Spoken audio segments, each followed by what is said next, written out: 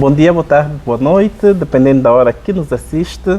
Estamos nos Bastidores da Arte com Osvaldo Focatinua, um espaço do YouTube dedicado para autores, escritores, para quem de facto conseguiu transformar o seu pensamento em obra física. Se tu tens um livro publicado, esse espaço é seu. E hoje temos a honra de receber o Dr. Alberto Salembe, que é autor dos livros com temas muito interessantes. A mulher, o que a mulher não faz na vida de um burro. Eu já vou tentar descobrir o que uma mulher faz na vida de um burro e quem é o burro de fato. E o segundo livro, o segredo que as escolas e os professores não nos ensinam. Também vou querer saber o que deviam nos ensinar e que de facto não estão a nos ensinar. Dr. Salembe, bom dia, boa tarde, boa noite. Obrigado, Osvaldo, pela oportunidade, pelo convite. É uma honra e um prazer. Lembrem-se que nem sempre que é uma honra é um prazer, mas para mim são as duas coisas. Uma honra e ao mesmo tempo um prazer. Obrigado também a Arlindo, que está ali do outro lado, e todos aqueles que nos assistem. Muito obrigado, doutor. Na verdade, esses livros são provocações. Se deu conta, no primeiro título, que a mulher não faz na vida de um burro, é interrogativo, é pergunta. O que não faz? Muito bem. E confesso que até hoje não tive a resposta. Muito bem. Eu sei o que faz e o que deixa de fazer. Agora, o que não faz, isso eu não sei. Muito bem, doutor. Vamos já desvendar aqui o que o levou a escrever sobre a mulher e a vida de um burro, de facto. O nosso país, de forma particular, e o mundo de forma geral, é muito fértil. Então, existem muitos problemas no mundo que nós, de facto, precisamos de dar resposta. Ou seja, para que a nossa mensagem seja passada, nós só precisamos identificar um problema. E o mundo, como tem muitos problemas, nós precisamos de alguma forma aparecer como solucionadores deste problema. E eu amo resolver problemas. Muito bom. É por esta razão que escrevi esse livro, O que a mulher não faz na vida de um burro.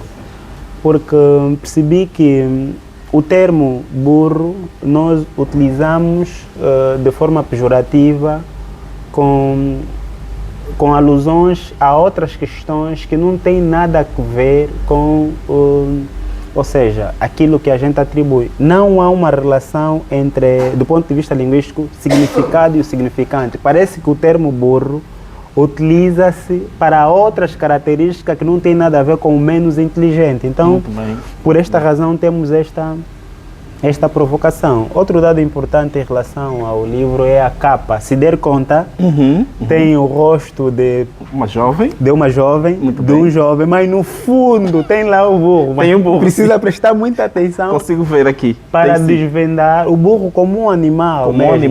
Como um animal irracional. Exato. Como disse há pouco tempo, ainda não respondi concretamente o que a mulher não faz na vida de um burro, mas sei o que faz. O que faz. E o que faz pode ser bom, pode ser mau. Sim, podem ser coisas boas e podem ser coisas más. A mulher pode destruir a vida de um homem, também pode de facto construir. É basicamente o que podemos encontrar no interior deste livro, o que a mulher não faz na vida de um burro. Muito bem. Doutor, são histórias reais, vividas por si, ou histórias que foi recolhendo de vivência de outras pessoas? São histórias reais, infelizmente não vividas por mim, infelizmente porque a história não se apaga, não é? Quando acontece conosco, nós temos que ter a hombridade de contar, no sentido de que as outras pessoas não possam passar por aquilo, ou quando passarem, consigam ter os melhores caminhos. O meu mentor diz que ande com experientes e seja experiente. Então, se alguém já passou por algumas dificuldades, você tem de ser a ponte dessa pessoa para que ele não passe pela mesma dificuldade. O livro são histórias reais contadas por algumas pessoas e depois nós ficcionamos. Obviamente é um livro de conto, é um livro é um livro literário, se enquadra no gênero literário, que apresenta de facto provocações. Muito bem. Osvaldo, neste livro tem a história que acontecia muito neste lado da cidade, particularmente naquele lado do Mártires, de pessoas que tinham tudo para dar certo, mas a única coisa que eles não tinham era de facto o dinheiro. Muito bem. Ou seja, tinham de tudo menos dinheiro. Menos dinheiro. E outros que não tinham nada, a única coisa que tinham era dinheiro. Ok. Vou explicar em miúdo. Muito bem. Tinham de tudo menos dinheiro. São pessoas que têm bom coração, mas não têm valores monetários para oferecer. E aquelas que têm muito dinheiro, menos paz, são aquelas que não conseguem associar o que elas têm com o que elas são. Então, nós no Mártires, eu vivi lá durante um tempo curto na casa da irmã da minha mãe. Muito bem. Conhecia pessoas que tinham bons carros, bons perfumes, mas não tinham uma casa para se hospedar. Ou seja, o próprio carro era o lugar que se hospedavam e, ao amanhecer, percorriam a cidade toda com banga, com bom perfume, bons carros. Podia ter uma Ford, podia ter um tubarão. Muito bem. Mas, ao anoitecer, não tinha onde dormir. Por quê? Porque a sociedade exige nós termos algumas coisas, menos sermos nós mesmos. Muito então, tem um jovem que vivia assim durante muito tempo, mas quando conheceu uma parceira, a parceira disse, não, você não vai viver comigo assim, Exato. você precisa se organizar. Precisamos de um teto. Precisamos de um teto para começar. As mulheres gostam de duas coisas. Muito bem. As mulheres gostam de segurança, gostam de homem que lhe transmite segurança. E que os amem de todo o coração. Muito bem. Se você amar a mulher e lhe transmitir segurança, elas vão gostar. E a segurança passa por um teto. Passa. Pelo menos. A primeira coisa que passa na casa da mulher é ter casa. Se vai ser um quarto e sala, se vai ser uma bate-chapa, só quer ter casa dela. Isso ninguém tira das mulheres. O amor, né? Gosta de ser tratada como uma princesa. Então, são essas histórias que temos lá no livro, de um homem que vivia totalmente desorganizado, desbunda é desbunda, podia gastar 1 milhão de kwanzas numa sentada com os amigos, mas no final das contas não ter o que comer ou onde dormir. Quando conheceu uma mulher, acabou por se organizar. Responde o que a mulher não faz na vida de um burro. A mulher pode organizar nessa perspectiva. Essa é uma história positiva do impacto da mulher na vida de um homem. Na vida de um homem. Tem alguma história oposta do Sim. impacto negativo de uma mulher na vida de um homem, no caso? Exatamente. Lá tem a história do azarado, né? Que conheceu uma parceira, mas sem seguir os pressupostos normais, e a mulher atazanou a vida até ele ficar demente. Oh, meu Deus. Era tanta traição, tanta falta de cuidado. Azarado era um jovem cristão, pegou uma mulher leviana e pensou que depois de um tempo vai mudar, vai levá-la à igreja. Antes, pelo contrário. Azarado ficou demente porque os problemas que a mulher que ele escolheu a apresentava eram muito profundos e só não me lembro bem se acabou por falecer. Mas conheço muitas histórias de homens que perderam a vontade de viver por causa da má escolha da parceira que ele teve para partilhar a vida toda. E deixo ali um conselho aos jovens.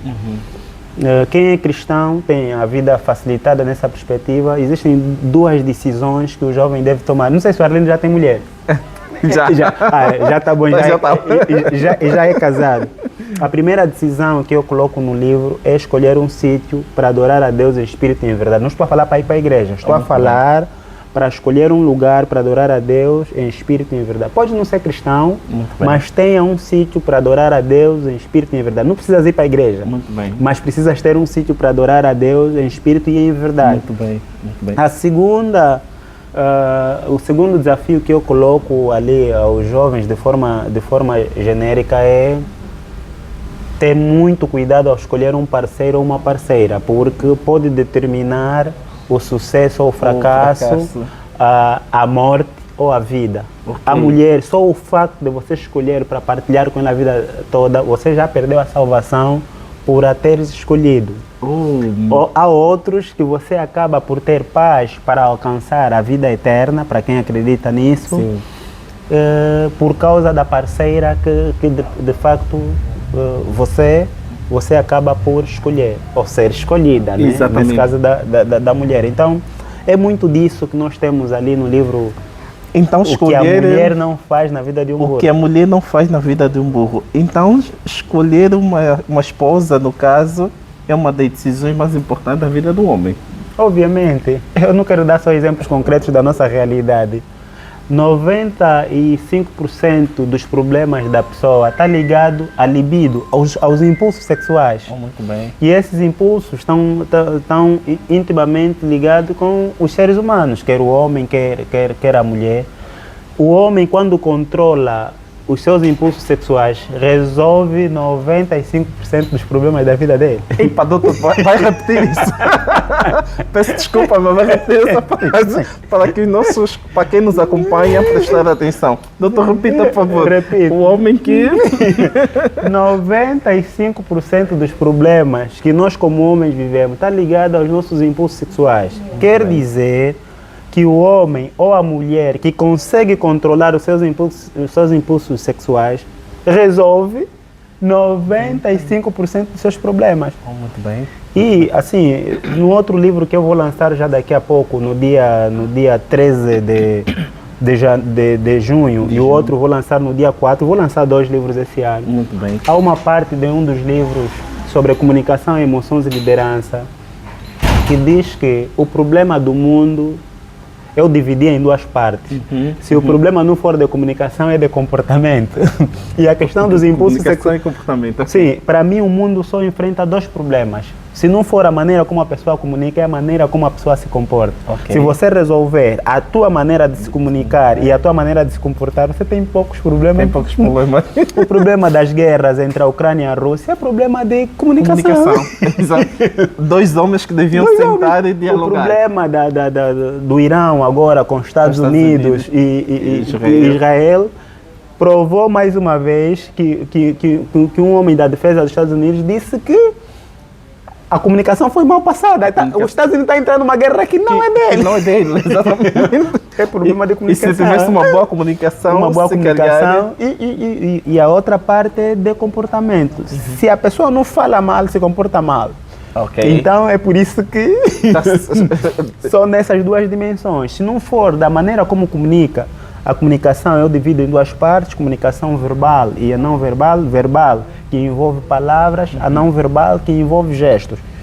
E se ele não estiver a falar mal, não está a fazer nada, mas está a demonstrar gestos menos bons. Ou seja, não há um casamento entre o que se fala e a maneira como se comporta. E quando há essa adequação entre palavras e comportamento, não tem como você não estar à frente daqueles que não têm essas habilidades.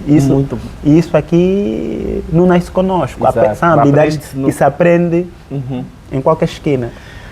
Muito interessante o pensamento, doutor. Mas diga uma coisa, para os jovens que nos acompanham, existe alguma dicas que eles devem ter ao escolher uma parceira, uma esposa, já que isso vai determinar o sucesso ou insucesso deles?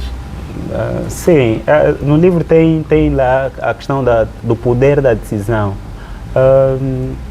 Lembre-se que existe, Osvaldo, decisão e existe opinião. As pessoas podem dar uma opinião. Osvaldo, faça isso, tira aquilo, mas você tem que decidir. Então o jovem deve prestar atenção a essas palavras e decidir. Por exemplo, opinião não é decisão na medida em que o mundo nos oferece muitas ideias, muitas perspectivas. Nossos pais vão nos aconselhar, nossos amigos. E no mundo atual, com as redes sociais, todo mundo tem uma ideia. E nós precisamos, de facto, decidir o que é que a gente quer. Essa decisão tem que estar alinhada à nossa missão aqui na Terra. Todos nós temos uma missão pela qual fomos criados ou fomos nascidos. E precisamos alinhar a nossa decisão ao nosso propósito, à nossa missão aqui na Terra, para não ficarmos fora da rota. Ou seja, há pessoas que vão viver e há pessoas que só vão existir. Sim, as pessoas que vão viver é aquela que vão alinhar o que elas nasceram para ser e estão a fazer o deviam fazer ou que devem fazer, e aquelas que só vão existir são aquelas que vão viver fora do que elas nasceram para ser. Ou seja, há pessoas que vão chegar a 80, 90 anos, mas não fizeram nada, não tem nenhum impacto dentro da sociedade. Mas há aquelas que vão morrer com 10 anos, com 30 anos, com 20 anos. E tiveram impacto muito grande. E cumpriram com a sua missão. Exato. Por exemplo, Jesus Cristo não viveu muitos anos. É verdade. Só viveu 33 anos. Certo. E toda a história que você lê na Bíblia só são de 3 anos. É verdade. Mas o impacto de 3 anos é que chegou até a humanidade. É verdade. Mas há pessoas que viveram 80 anos, 90 anos, para além de bruxar, para além de criar conflitos no bairro, não tiveram mais nada de impacto para a sociedade. Então, isto é profundo. para mim, essas pessoas de facto não viveram, mas existiram. Porque a existência basta ser matéria para poder existir. Heidegger diz que cogito ergo sum, penso, logo existo. Certo. Tudo que se pronuncia, então tem uma existência, muito por causa do fundamento da existência. Então, para os jovens, eu aconselho a decidirem, como disse anteriormente, e escolherem também, porque a vida é uma escolha. Não espere que alguém escolha por ti. É melhor você se escolher primeiro, porque as pessoas não vão escolher, não te vão escolher. É melhor que você se escolha, porque a sociedade não tem tempo para ninguém. A sociedade ela é muito egocêntrica, muito egoísta. Nós precisamos nos escolher e ficar alinhados à nossa missão e também ao nosso propósito. Por exemplo, jovem, aliás, caro jovem, não desista dos seus sonhos, mas analise se os seus sonhos estão ligados ao seu propósito. A vida é um risco. Não se arriscar é o pior risco que a pessoa corre. Não se arriscar é o pior risco, é verdade. Doutor, vamos deixar o que a mulher não faz na vida de um burro. Vamos falar um bocadinho dos segredos que a escola e os professores não te ensinam. O que é que deviam nos ensinar nas escolas e que não nos ensinam, doutor?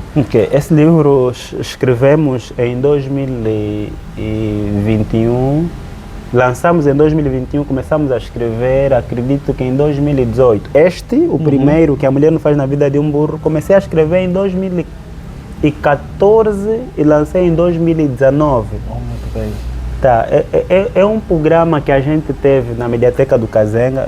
Eu sou parceiro da REM, a Rede de Mediatecas de Angola, e organizo eventos. E sentamos, eu e um grupo de amigos, percebemos que há muita coisa que nós devíamos aprender na escola e infelizmente a escola não nos ensina. Então, como sou professor há 15 anos, já dei aulas no ensino primário, dou aulas de línguas e literaturas em língua portuguesa no segundo ciclo e fui estudando os programas dos mais diversos ciclos para perceber o que realmente falta, porque eu percebia que parece que não é um casamento que os alunos precisam e a vida exige.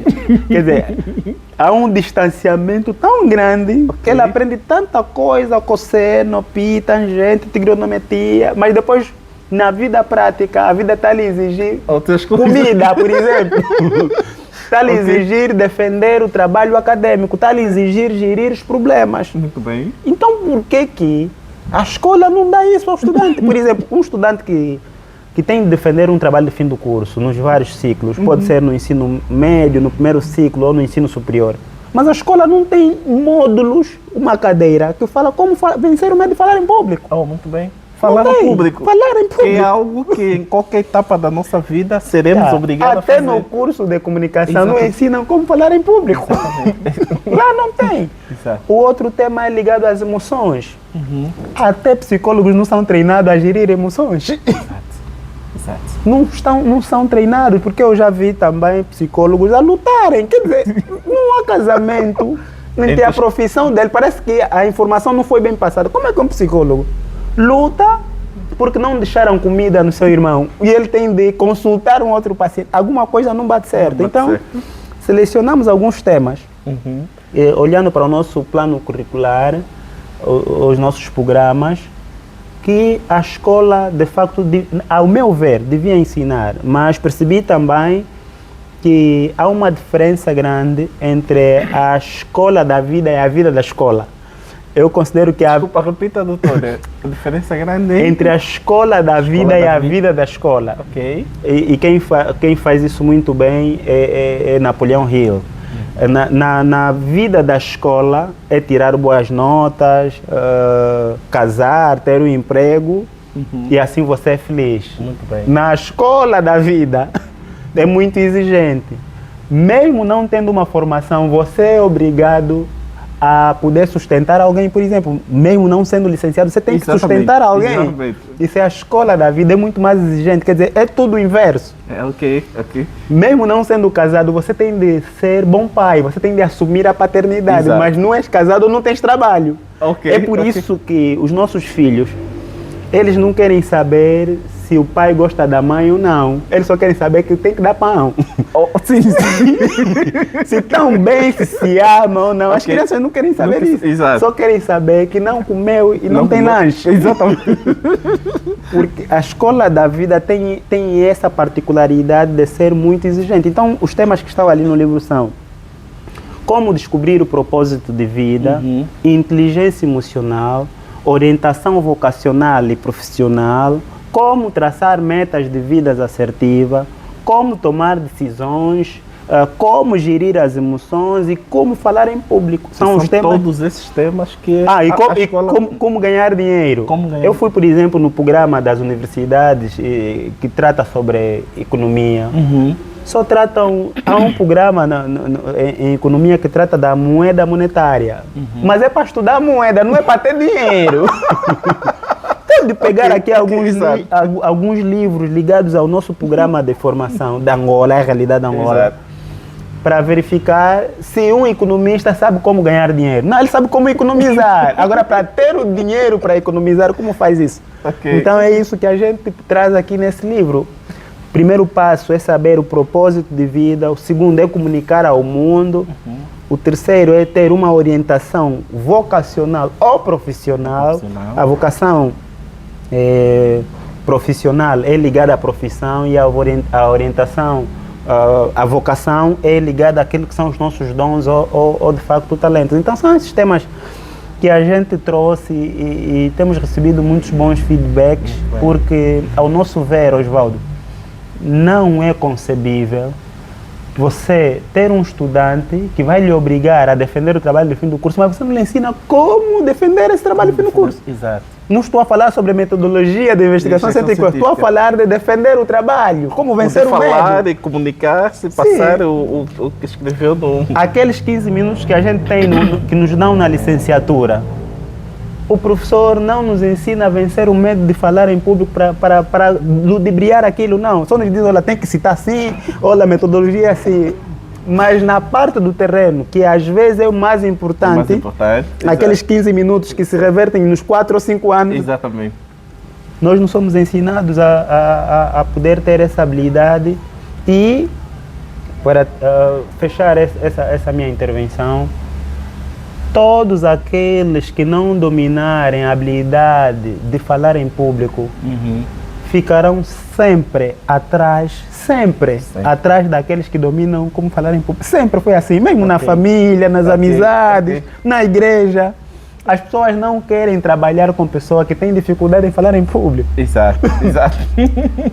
Elas querem trabalhar com aquelas que têm a habilidade de falar. Mesmo na família, assim, o tio, mesmo que não estudou muito, mas como tem algumas formas de resolver os problemas, é que é chamado para, de facto, falar em público. Então, aqueles que dominarem a habilidade de falar em público com verdade, estarão sempre destacados, sempre acima, ou a um passo lá longe daqueles que dizem, eu sinto medo de falar em público. Esse vamos lhe sentir mesmo só pena. E é o lugar onde eles vão ficar. Exato. Na pena.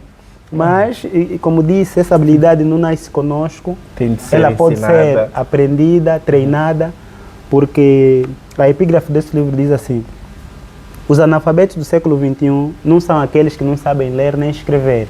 São aqueles que não sabem aprender, reaprender e desaprender. Exatamente. Alvin Toffler. Então, esse é o trabalho que a gente tem de ter. Aprender a aprender, a reaprender e desaprender para não dizer mais que o sujeito é todo aquele que pratica ação e que o corpo humano está dividido em 3 partes. Agora são 4 partes. Então você tem de desaprender o que aprendeu durante muitos anos, que agora o corpo humano é dividido em 4 partes, onde o pescoço é uma das partes do corpo. Oh, muito bom. Que antigamente era só 3, cabeça, tronco e membro. Agora o pescoço é uma parte e é um estudo científico, pode ser comprovado agora na internet. Ou seja, nos ensinaram e esqueceram-se do pescoço. Não sei se é esquecer, como o conhecimento é dinâmico, o que funciona hoje, há outros estudos, há essa confrontação de ideias, pode não funcionar. Antigamente nós bebíamos cloroquina, aquilo era muito amargo. Exatamente. Você não tem noção. Tomamos sim. Vem um outro que fez um outro estudo dizer que aquilo é muito amargo e faz mal. Trouxe outro fármaco, agora estamos com quartem. Muito bem. Doutor, fala também do propósito de vida. Sim. Como é que um jovem pode encontrar o seu propósito de vida? Dê-nos algumas pistas, sobretudo para a juventude. Osvaldo, só será o mesmo pista. Propósito não sei. Existem algumas matérias. No mundo espiritual explica-se melhor. Quer dizer, Moisés se encontrou com Deus, explicar ao vizinho como foi a relação com Deus. É difícil. As coisas têm que ser vividas. É por isso que não é. Quando Deus lhe chamava, ele estava a pensar que é amigo dele. Porque a voz que ele está habituado a ouvir é dos amigos. E propósito de vida é um dos assuntos.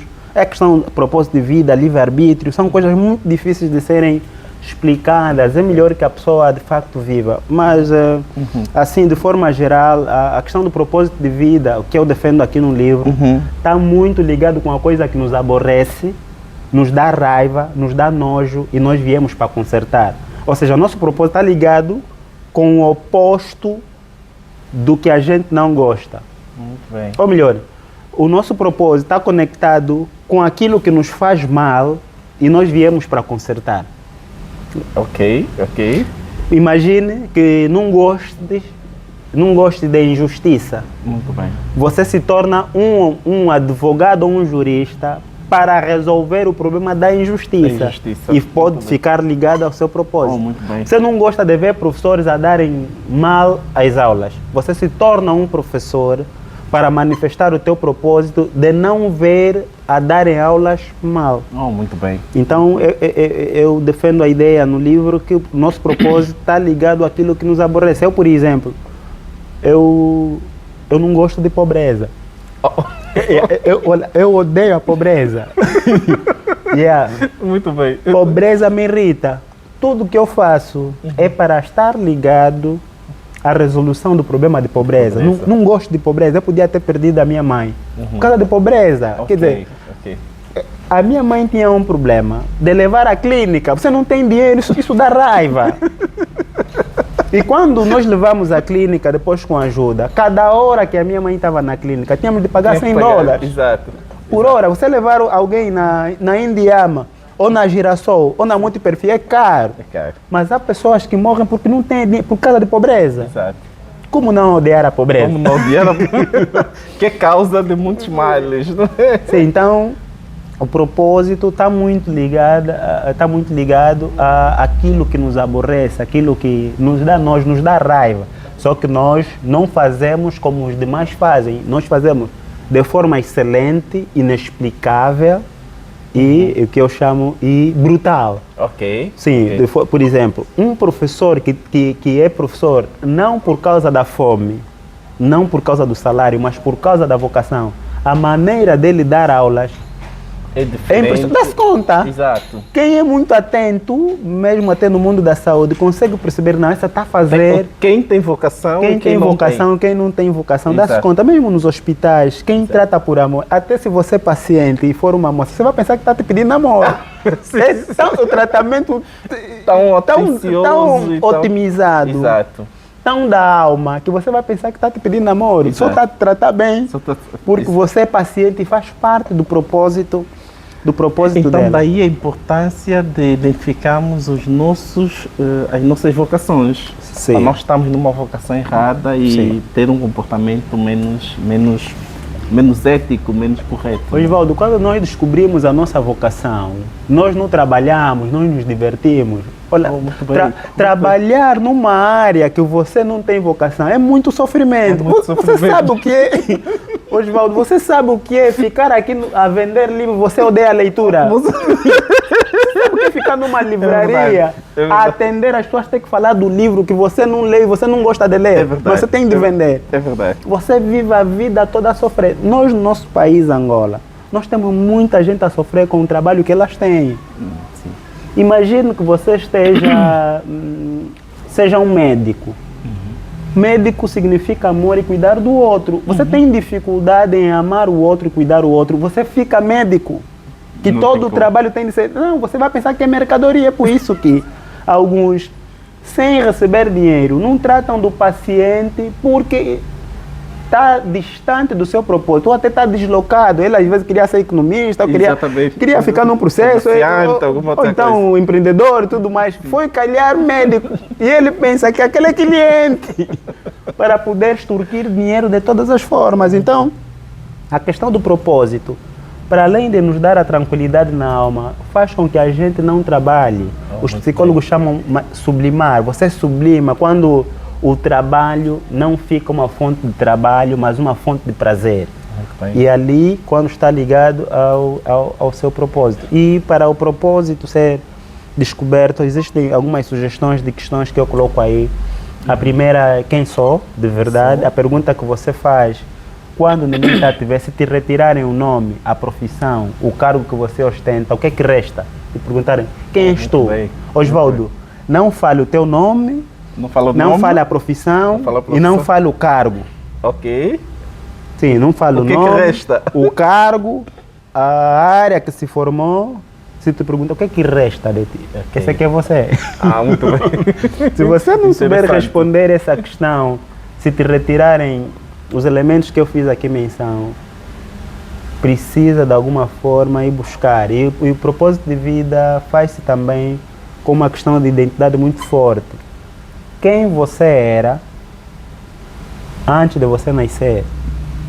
Quem você era antes de você nascer? Uau, profundo.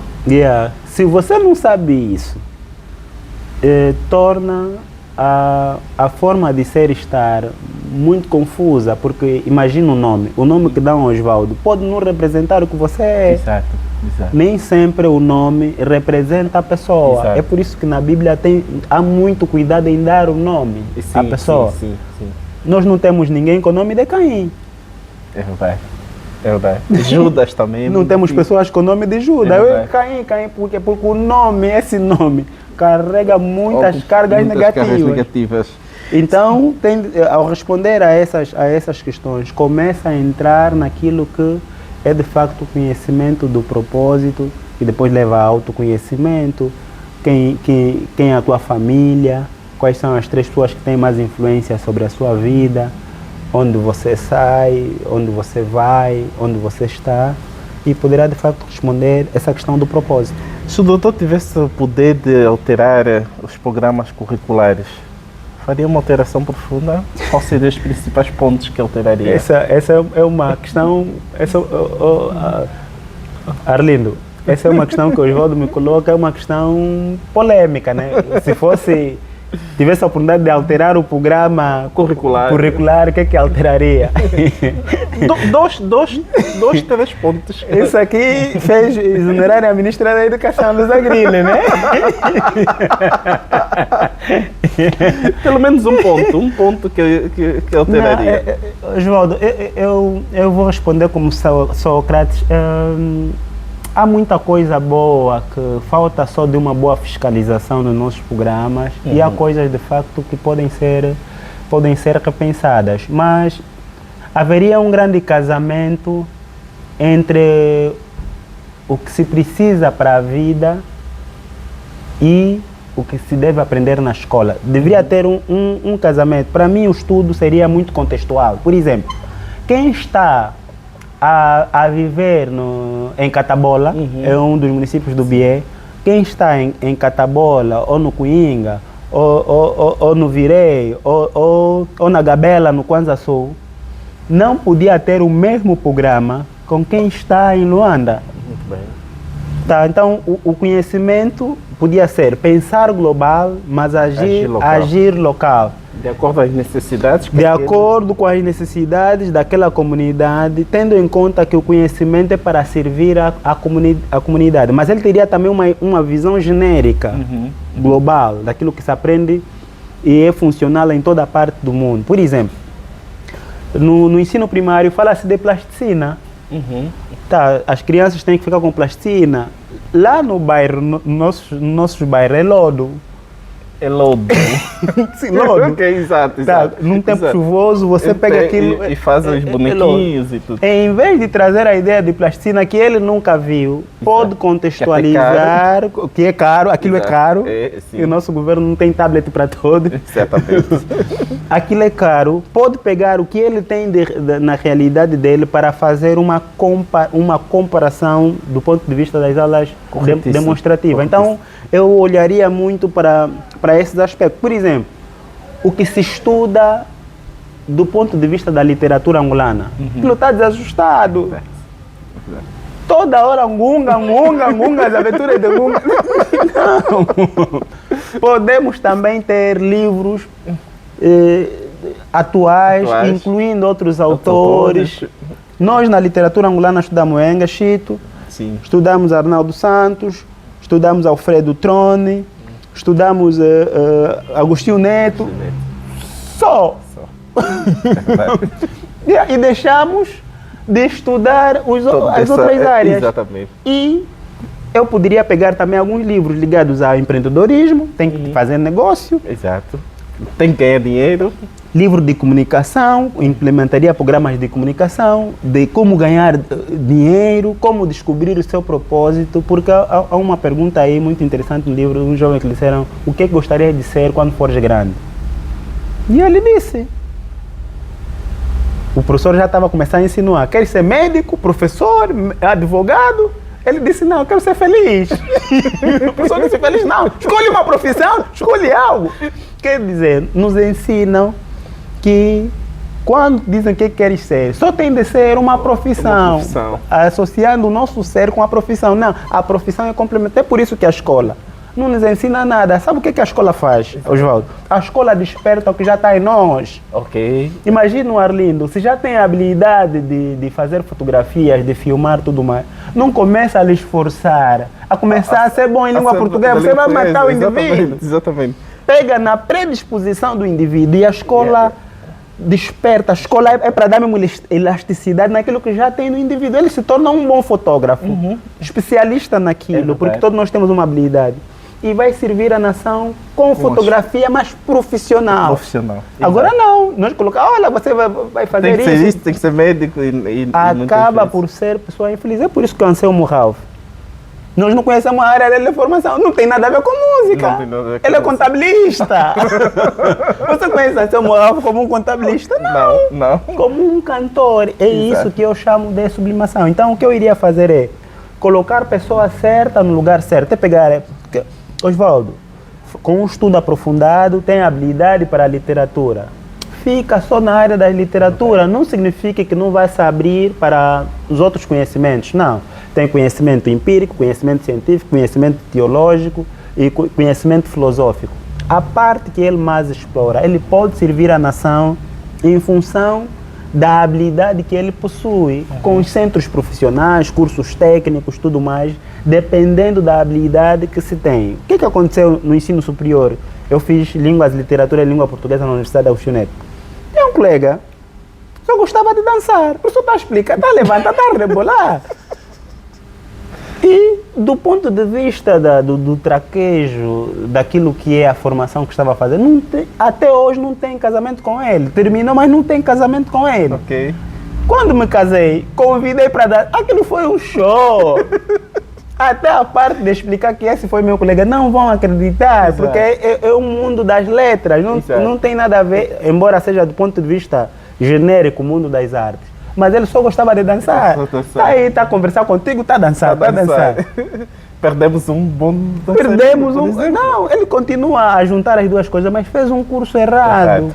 E eu dava conta, nós dávamos conta que ele estava a sofrer com a formação que estava a fazer. Então a ideia não é que o que nós gostamos de fazer nos traga sofrimento, mas é que a gente encontre prazer. Nós não temos todo o tempo do mundo para cometer todos os erros que não são possíveis. Temos de alguma forma, de viver de forma intensa. Temos que viver hoje, Osvaldo, como se fôssemos morrer amanhã. Muito bem. Doutor, voltando ao o que a mulher não faz na vida de um burro, ainda aconselho o casamento, apesar desses alguns impactos negativos que a mulher tem na vida do homem? Ainda continua a acreditar no casamento, aconselhar o jovem a casamento. O casamento não é um inferno, mas também não é um mar de rosas. Muito bem. Durante esses tempos todos, completei 10 anos de casado no ano passado, eu resumi o que é casamento. E se eu estiver errado, é minha perspectiva. Não, é se eu estiver errado, também os internautas partilhem as vossas perspectivas também em comentários. Cheguei à conclusão que casamento é tolerar defeitos. Tolerar defeitos. E comprometimento. Tá, nesses 10 anos de casamento, eu percebi que casamento, quem não aprender a tolerar defeitos da outra pessoa, não se pode casar. Eu aconselho mesmo a não se casar. Muito bem. Porque casamento é, de facto, tolerar defeitos e comprometimento. Sabe comprometimento é que, Osvaldo? Sim. Comprometimento é você continuar a fazer a coisa, mesmo que você não está a gostar. Interessante. Eu junto comprometimento com disciplina. Por exemplo, nós não gostamos de trabalhar. A pessoa não foi feita para trabalhar, sente muito sofrimento, ele tem que acordar para ir trabalhar. Isso é que é disciplina. Exatamente. Nessa hora você estaria aí numa piscina, que você não tem vontade de estar aqui, mas a sociedade como exige muito. Você vem, isso é disciplina, isso aqui é comprometimento. Você escolheu uma parceira. Exato. Você não pode bater na mulher que você escolheu, você não pode deixar de prover a família, porque você está comprometido. Exato. E é isso que eu, ao longo desses 10 anos, percebi que é de facto o casamento. Se você não consegue tolerar defeito, que são pessoas diferentes, com perspectivas diferentes, com educação diferente, e não olhar para essa perspectiva, não, eu aconselho assim um jovem de forma honesta, não case ainda. Quando perceber sobre perdão, sobre que a outra pessoa não é perfeita, você também não é perfeito, são seres imperfeitos, diferentes, que vão se complementar, ali sim o jovem pode avançar. E outro conselho que eu deixo aos jovens também, em relação ao casamento, é não pular etapas. Muito bem. Tudo que a gente planta, a gente colhe. A Bíblia é muito mais clara, porque cada erro que a gente comete, eu assim estou a cometer, pelo menos 3 gerações minhas vão pagar por aquilo que eu estou a fazer. E 3 gerações pressupõe, se eu estou aqui, pressupõe o meu pai, o meu avô e o meu bisavô. Isso não falha. O que eu vou fazer, se eu não pagar, a minha filha vai pagar. Se a minha filha não pagar, o meu neto vai pagar. Se o meu neto não pagar, o meu bisneto, isso não falha.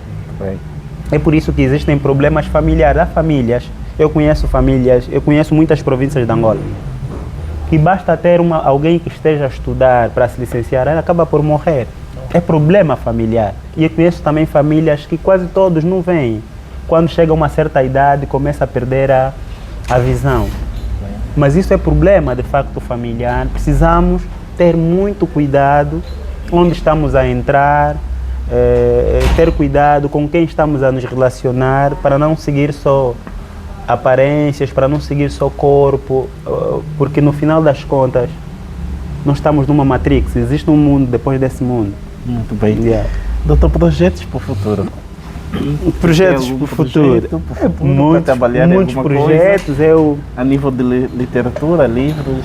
Sim, muitos projetos. Lançarei brevemente, no dia 13 de junho, vou lançar um livro ligado à comunicação, mais uma vez, ligado à linguística. O título é O Povo Faz e Manda na Língua.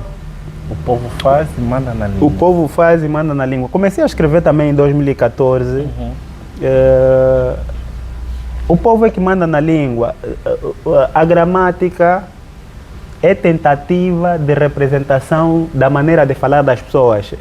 No estudo que eu fiz, as pessoas viveram durante 900 anos só a falar. Depois apareceu a escrita para tentar representar o que a gente fala com o objeto que a gente tem de mostrar. É por isso que você quase que não vê. Parece que não tem relação entre a palavra cadeira e o próprio objeto, né? Ok. Sim, sim. E no livro Todas as Coisas tem nome, o texto de Marcelo. Ele viveu a perguntar, mas por que a mesa se chama mesa? Sim, sim. Por que a chuva cai? Exato. Então eu entrei no mundo de Marcelo e percebi que parece que as palavras não representam os objetos que a gente está nomeando. Não há um casamento entre cadeira e a ação de... E a ação de sentar. E a ação de sentar. Exato. Parece que... Deve ser alguma coisa... Ou assentador, ou não sei o quê. Então eu percebo que o povo é que manda na língua. Ignorar isso é muito perigoso. Ignorar o poder do povo sobre a maneira de falar e legitimar o que deve falar, nós perdemos muita comunicação. No livro que eu escrevi tem a história de uma anciã que tinha muita informação para dar a uma jornalista, assim, tipo o Arlindo, que está a fazer um excelente trabalho.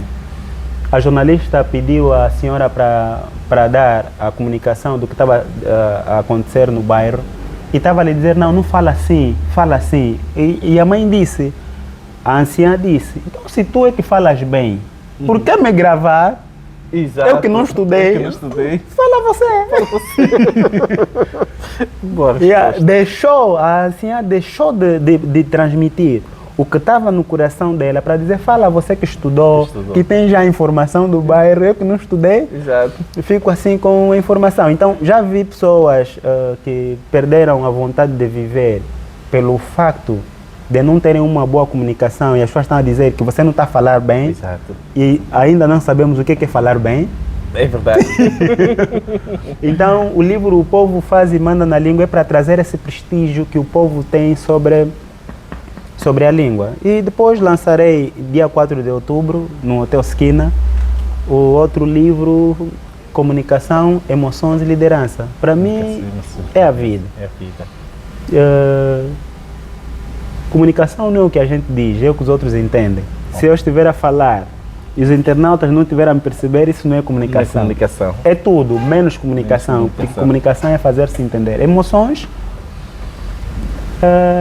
é equilíbrio da vida. Todas as pessoas que têm problema emocional, para mim não deviam nem casar, nem ter marido, nem trabalhar, nem ter namoro. Quer dizer, eu não sei se está a ser extremista demais, mas as pessoas que têm problema emocional são um problema para a sociedade. Exato. Osvaldo, você não tem noção o que é liderar alguém que tem problemas emocionais. Emocionalmente instável. É muito trabalho, porque a pessoa tem que ser equilibrada quando está muito alegre. Muita alegria dá morte. Muita tristeza dá morte. No livro tem episódio de pessoas que morreram por estar muito alegre. É muita alegria. Ele fez crédito, muito dinheiro. Eu só queria comemorar. Exato. Morreu no mesmo momento. É tanta alegria. Não sei se alegria também traz morte, mas eu sei que ele morreu por causa de tanta alegria. Viu 15 milhões de coisas na conta, disse, isso não é possível, mas é dinheiro de crédito. Morreu, partiu o carro, matou a outra pessoa. E também já vi pessoas a perderem a vida.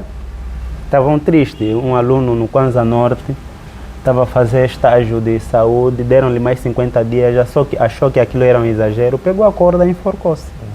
Tudo isso é problema emocional. Então, para mim, emoção é equilíbrio da vida. Quem é emocionalmente equilibrado acaba por ter uma inserção social muito forte. E a última parte é sobre a liderança. A liderança, ser líder em Angola é muito diferente de ser líder na Europa ou numa outra parte do mundo. Liderança em Angola não tem nada a ver com liderança nas outras partes do mundo. Aqui, liderança é gerir traumas, frustrações, quer dizer... Gerir traumas. É gerir traumas, frustrações. Por exemplo, quase que em Angola não se gere pessoas, gere-se problemas que eles vivem dentro da família. Só percebi isso no ano passado. E na liderança, se você pensar só vou trabalhar, vou fazer a minha parte, vou lhes orientar, eles vão fazer a parte deles. Esquece, isso não é liderança na nossa realidade. Na nossa realidade é totalmente diferente. Ei, burlador, pessoa que mente, ele pode dizer 100 palavras, 99 é mentira. E você, se não estiver preparado com essas ferramentas, de aquilo que está chamado de liderança situacional ou adaptativa, você vai se frustrar, porque vão te combater até a exaustão. Porque a liderança no nosso contexto, no contexto angolano, vai além de gerir pessoas e processos. É gerir traumas. Estamos a vida de guerra. De guerra, sim. Pessoas que estão frustradas já. Então você tem de entender esse processo. Eu sou líder em algumas instituições e percebi uma coisa. Você está a liderar uma pessoa que não sabe fazer o seu trabalho e você tem de fingir que ele está a fazer bem o trabalho dele. Se você lhe disser que não está a fazer, aquilo é que fica o problema. Quer dizer, ele é incompetente. Exato. Não domina aquilo que ele deve fazer. Ele tem salário todos os meses. Se você lhe disser que não está a fazer bem, aquilo é que fica o problema. Então, esse livro tem também essa característica. Essas vertentes. Doutor, para que é a nossa realidade. Deseja adquirir livros, onde é que estão localizados? Se tiver algum contato, algum e-mail, esteja à vontade. Eu não sei se eu só escrevo. Quer dizer, não sei se o meu trabalho mesmo é vender livro. O meu trabalho... O meu trabalho é escrever. O meu trabalho não é vender livro. Eu não preciso... Quer dizer, a minha intenção não é que eu comece a vender mais os meus livros. O meu trabalho é escrever. E depois ele flui para chegar à comunidade. Tanto é que eu tinha dado os direitos a alguém para vender os livros. O meu trabalho é escrever. Se eu não quero perder tanto tempo em vender os meus livros. Quero perder tempo a pensar em escrever. Porque o conhecimento que você tem, a mensagem que você tem, se não te transforma, te torna obeso. Okay. Todo o conhecimento que você tem, se você não partilha com os outros, te torna obeso do ponto de vista acadêmico. E isso, você pode morrer de tanta informação que você tem na cabeça, é por isso que escrevo. Muito bom. Então, quem precisar dos livros, em alguma parte, em alguma esquina da vida vai encontrar, mas eu não estou interessado em vender os meus livros. Tentem localizar o livro, doutor. Falamos com o doutor Roberto Salem. Aliás, tivemos uma aula aqui, uma aula magna, muito interessante, sobre o que a mulher não faz na vida de um burro, bem como os segredos que as escolas e os professores não ensinam. Doutor, para finalizar, gostaria que deixasse uma mensagem sobre a importância do gosto da leitura para a nossa juventude, para fecharmos a nossa entrevista. Uma mensagem para os jovens. Não queria fechar sem agradecer a oportunidade que me é dada. Obrigado, Osvaldo. Obrigado, Arlindo, que está aí do outro lado. Eu disse inicialmente na minha comunicação que era uma honra e ao mesmo tempo um prazer. Prazer é de quem convida, a honra é de quem recebe. Alguns invertem, né? Mas para mim foi prazer e ao mesmo tempo honra. Muito obrigado, estar aqui convosco e particularmente nesse cenário aparentemente acadêmico, mas são livros que precisam ir para a vida e depois contextualizar. Exato. Sim, para os jovens eu queria deixar um apelo. Os livros trazem transformações na vida das pessoas quando eles são utilizados de forma contextual.